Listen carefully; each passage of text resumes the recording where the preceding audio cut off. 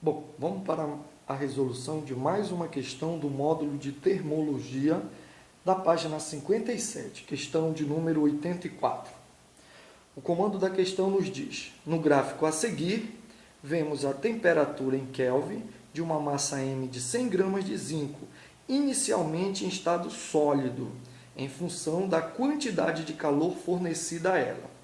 Considerando as informações dadas, assinale a alternativa incorreta. Ou seja, estamos atrás da afirmação que não está correta. Letra A. O calor liberado pela massa de zinco no resfriamento de C para A é 2.330 calorias.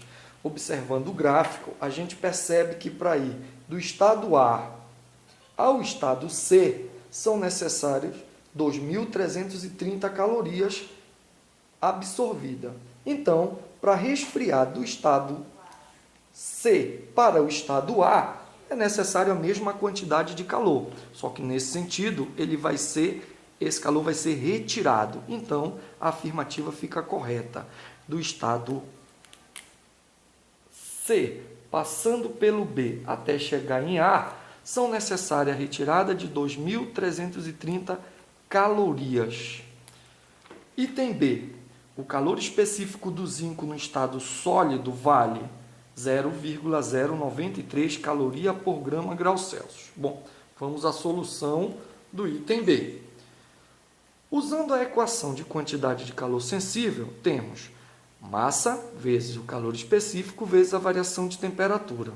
De acordo com o gráfico, a quantidade de calor sensível fornecida foi de 930 calorias, a massa foi dada no comando 100 gramas, o calor específico é o que desejamos obter e a variação de temperatura foi de 592 a 692 Kelvin, ou seja, houve uma variação de 100 Kelvin.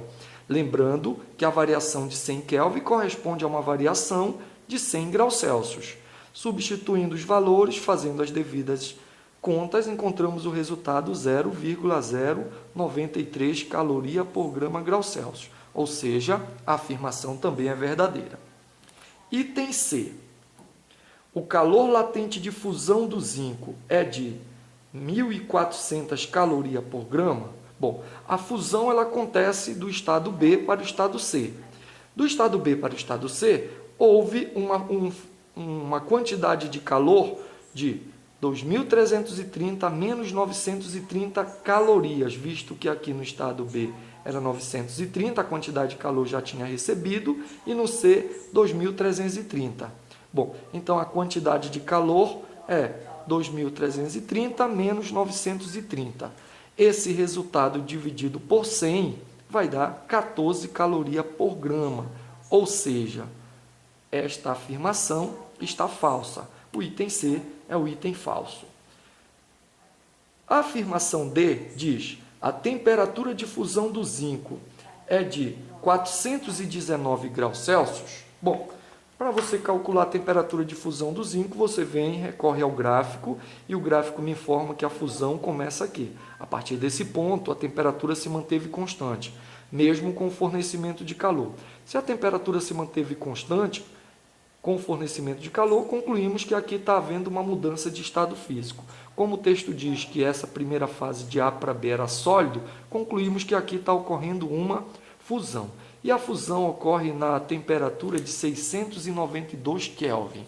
Usando a relação entre as escalas termométricas, nós concluímos que a temperatura Celsius é a temperatura Kelvin menos 273. A temperatura Celsius é 692, que é a temperatura onde ocorreu a fusão, menos 273, o que dá 419 graus Celsius, afirmativa que também é verdadeira. Então, a única afirmativa correta é a afirmativa do item C.